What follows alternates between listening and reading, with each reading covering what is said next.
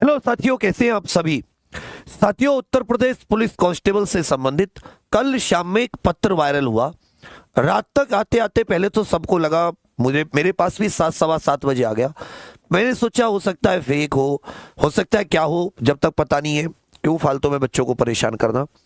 लेकिन रात जाते जाते इस खबर ने बहुत ही ज्यादा, जब ये न्यूज उस पे चलने लगी, न्यूज 18 पे आ गई, तब हम लोग एकदम परेशान हो गए। हमने इसके तथ्यों की अच्छे से जांच की। तो पहले आप समझिए दिक्कत क्या थी। दिक्कत ये थी कि जो उत्तर प्रदेश पुलिस का मुख्यालय है, वहां से एक पत्र वायरल होता है। यूपी डीजीपी का मुख्यालय है उत्तर प्रदेश का। यहाँ पे पूरा इसमें 10 जून का पत्र था। इसमें जितने भी समस्त पुलिस महानिदेशक है, अपर पुलिस महानिदेशक है, जितने भी पुलिस की शाखाएं, लगभग उनके सभी उच्च अधिकारियों को लेकर यह पत्र था। सारे पुलिस कमिश्नर, सारे जोनल अपर पुलिस महानिदेशक, सबको।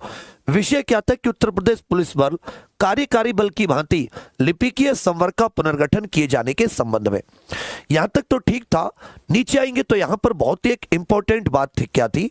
इनका कहना था कि कृपया उपयुक्त विषय में अवगत कराना है कि सहायक उपनिरीक्षक एएसआई, सहायक उपनिरीक्षक लेखा अकाउंटेंट कार्मिकों द्वारा कार्यालय में आवंटित कार्य वितरण के अनुसार अलग अलग प्रकृति के यहाँ पे कार्य संपादित किए जाते एवं उपनिरीक्षक गोपनीय द्वारा पुलिस अधिकारियों के गोपनीय कार्यालय में पत्राचार आदि किया जाता है। इन सब पदों पर सीधी भर्ती के माध्यम से भर्ती किए जाने की व्यवस्था प्रचलित है। और इसके अभी कुछ समय पहले 1-2 साल हो गई, तब भर्ती भी आई थी। अवगत कराने की पुलिस विभाग के कार्यों में हो रही उत्तरोत्तर वृद्धि के दृष्टिगत लिपिकीय संवर्ग में, मतलब जो क्लर्क वाला संवर्ग होता है, स्वीकृत पदों के अतिरिक्त वर्तमान में विभाग की तात्कालिक आवश्यकताओं की पूर्ति हेतु सहायक उपनिरीक्षक लेखा और उपनिरीक्षक गोपनीयों के पदे पर आउटसोर्सिंग के माध्यम से सेवाएं लिए जाने पर विचार प्रस्तावित है। आउटसोर्सिंग का मतलब होता है संविदा। आउटसोर्सिंग का मतलब क्या होता है? ठेका, संविदा जिसको आप कह सकते हैं। जैसे यूपीपीसीएल में आपके वो नहीं आते जो लाइनमैन वगैरह आते हैं, या जो मीटर की रीडिंग वगैरह करने वाले होते हैं, ये सब निर्देशानुसार अरुणोदय की पुलिस विभाग के अंतर्गत लिपि के संवर्ग में आउटसोर्सिंग के माध्यम से सेवा लिए जाने के संबंध में अपना सुविचार अभिमत आख्या इस मुख्यालय को 1 सप्ताह में उपलब्ध कराने की कष्ट करें, जिससे वस्तु स्थिति से उत्तर प्रदेश शासन को अवगत कराया जा सके। बहुत ध्यान देने वाली बात है। इनसे राय मांगी गई समस्त उच्च अधिकारियों से, आपकी राय क्या है कि क्या संविदा लानी चाहिए, आउटसोर्सिंग लानी चाहिए, और फिर उसी के हिसाब से ये किसको, उत्तर प्रदेश शासन को अवगत कराया जा सके।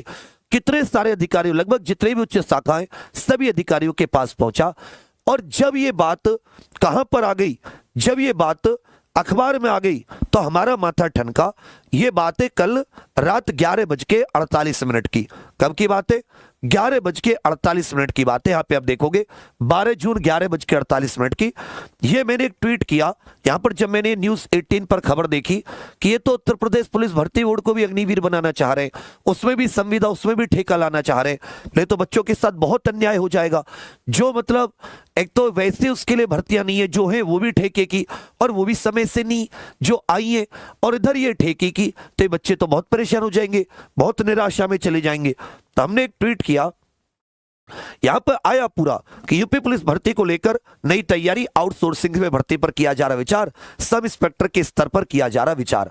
फिर हमने जब इसको ट्वीट किया तो हमने मुख्यमंत्री को डायरेक्ट टैग किया कि माननीय मुख्यमंत्री जी, अब केवल आप पर भरोसा है। क्या ये खबर सही है? क्या अब उत्तर प्रदेश पुलिस में भर्तियां संविदा पर होंगी? आज लिपिक वर्ग है, कल कोई सा वर्ग होगा, चतुर्थ श्रेणी कर्मचारियों की आप ऑलरेडी संविदा पे कर रहे हैं। तो हमने माननीय मुख्यमंत्री जी को टैग किया। ये 11:48 की बात है, और लगभग इसके 45 मिनट के बाद में, लगभग 45 मिनट के बाद में, लगभग आप ऐसा मान के चलिए कोई 12:30 बज रहे होंगे। कितने? 12:28 के करीब, 12:30 के करीब, जितने भी पत्रकार हैं उनके पास तुरंत, मतलब ये खबर इतनी तेजी से वायरल हुई, पहले तो लगा कि भाई मतलब कोई कुछ ऐसे ही है। लेकिन जब ये खबर पता चला कि कितना बड़ा ये सरकार पर डेंट देगा, कितना बड़ा ब्लंडर कर दिया है, तब फिर रात में, मतलब पहली बार ऐसा हुआ कि उत्तर प्रदेश पुलिस के सबसे बड़े अधिकारी जो डीजीपी हैं, उन्होंने कोई बात कही हो, और वो भी रात में। तो आप जानते हैं कि अधिकारी होते हैं, उनके पास इतना वो थोड़ी ना। तो आया कि चतुर्थ श्रेणी कर्मचारियों की आउटसोर्सिंग की व्यवस्था पूर्व से प्रचलित है। मतलब यूपी पुलिस में अभी भी जो फोर्थ श्रेणी कर्मचारी होते हैं वो आउटसोर्सिंग से होते हैं, जो कि ये भी खैर गलत बात है। तभी तो हम कहते हैं कि उत्तर प्रदेश में भर्तियां क्यों नहीं आ रही। त्रुटिवश चतुर्थ कर्मचारियों के स्थान पर मिनिस्ट्रियल स्टाफ के लिए जारी पत्र को निरस्त कर दिया गया है। यह मतलब फेक नहीं था, बस ये उन्होंने कहा गया कि त्रुटिवश जारी हुआ है। इस प्रकार का कोई भी प्रकरण पुलिस विभाग एवं शासन स्तर पर विचाराधीन नहीं है। मतलब ऐसी कोई भी भर्ती संविदा पर लाने की प्रक्रिया नहीं है। मतलब कोई भी ऐसा विचार नहीं, केवल फोर्थ ग्रेड कर्मचारी जो है उनका आउटसोर्सिंग पर लिया जाता है। बाकी जितना भी मिनिस्ट्रियल या अन्य जितना भी होता है उसमें कोई व्यवस्था नहीं है। इन्होंने इस पत्र के संबंध में पूरा यहां पर अपना एक एक्शन रिएक्शन भी इन्होंने यहां पर दिया।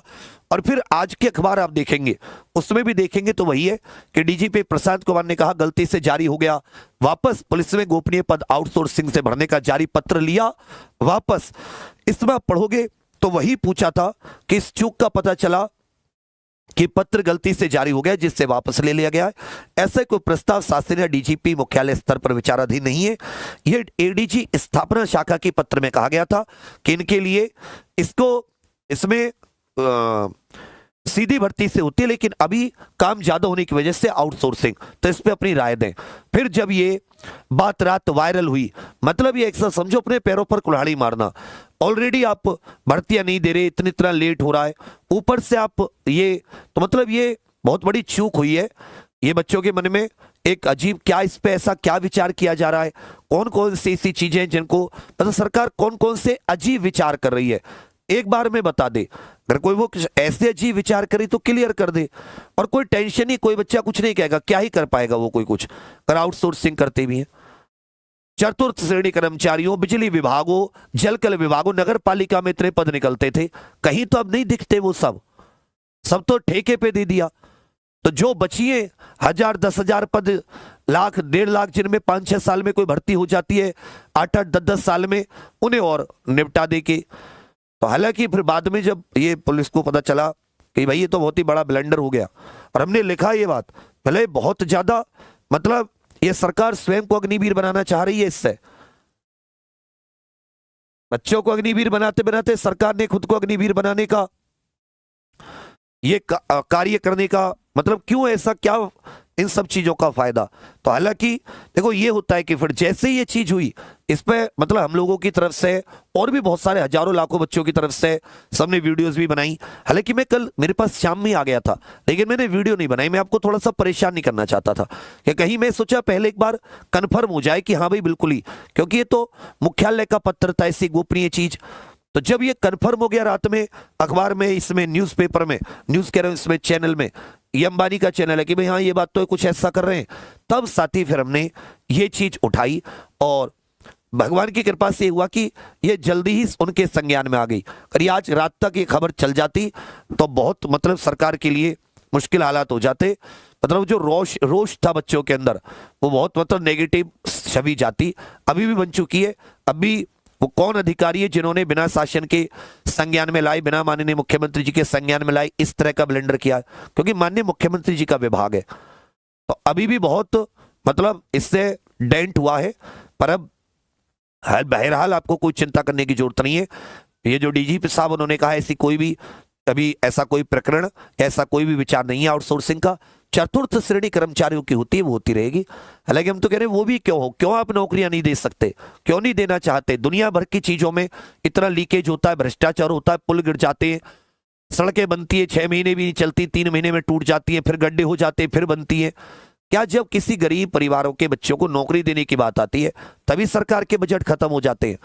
ये अगर मैं कह रहा हूं जितने भी माननीय मंत्री विधायक हैं, इन्हीं की सुविधाएं आप बस लिमिटेड कर दीजिए, जैसे विदेशों में होती है लिमिटेड, अपनी तनख्वाह से आओ जाओ। मैं ऐसा कौन सा काम करता हूं अपने क्षेत्र में कि जो इतना, देखो उसी से हजारों लाखों बच्चों को नौकरियां मिल जाएंगी, पर इनकी सुने कौन, इनकी आप लोगों की कहे कौन। देखो हमारे जितना है वजूद, जितना अपना उतना हम अपना सब कुछ दांव पे लगा के आपके लड़ते खड़े होते हैं, यही हमारे पास है। अच्छे बुरे जब भी तुम तकलीफ में होगे अपने साथ पाओगे। ये अंत में बस यही कहूंगा, बाकी अभी कोई चिंता की बात नहीं है, कोई दिक्कत की बात नहीं है। डीजी साहब ने क्लियर कर दिया है कि ऐसी कोई भी वो मतलब मंशा नहीं है, ये त्रुटिवश जारी हुआ है। ठीक है, बाकी आप सभी लोग अपनी तैयारी करते रहिए। भगवान जल्दी से लोग यूपी पुलिस कांस्टेबल के री एग्जाम की भी तिथियां संभावित कुछ बता देते तो बच्चों में जो निराशा थी खत्म हो जाती। पर सच में बेड़ा गर्क हो चुका। पर तो उम्मीद ही नहीं थी कि माननीय मुख्यमंत्री जी इतने सख्त, मुख्यमंत्री जी इतने एक्टिव होने के बावजूद भी ये अधिकारी मतलब बहुत निराशा, एकदम निराशा। अब सभी लोग अपनी तैयारी करते रहिए, हम भी जितनी कोशिश है जारी है। जहां भी आगे भी भविष्य में कभी जरूरत पड़े, जहां भी तुम्हारे लिए अच्छा बुरा तुम्हारा हित तुम्हारे प्रभावित हो रहे होंगे, वहां तो हमेशा पाओगे, हमेशा, जैसे भी है, अच्छे हैं या बुरे हैं। एक बार कमेंट जरूर कीजिएगा आप इस कदम पे क्या सोचते हैं। बहरहाल लास्ट में ये बता रहा हूं, कोई चिंता करने की जरूरत नहीं है। डीजीपी साहब ने कह दिया त्रुटिवश जारी हुआ था, ऐसा कोई भी प्लान या ऐसा कोई भी विचार नहीं आउटसोर्सिंग का। थैंक यू, धन्यवाद, जय हिंद।